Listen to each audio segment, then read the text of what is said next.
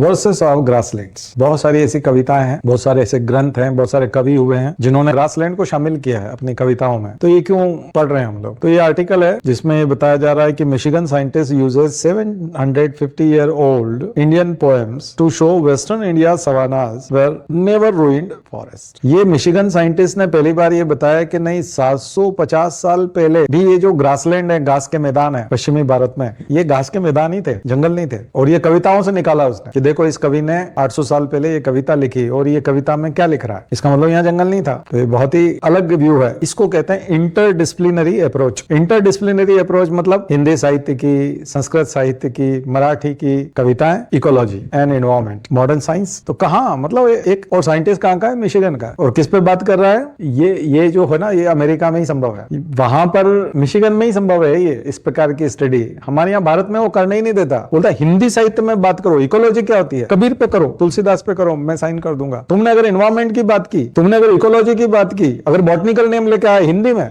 तुम सिग्नेचर बिल्कुल नहीं करो, तुम्हारी पीएचडी रद्द, उसकी रिसर्च ही नहीं हो सकती।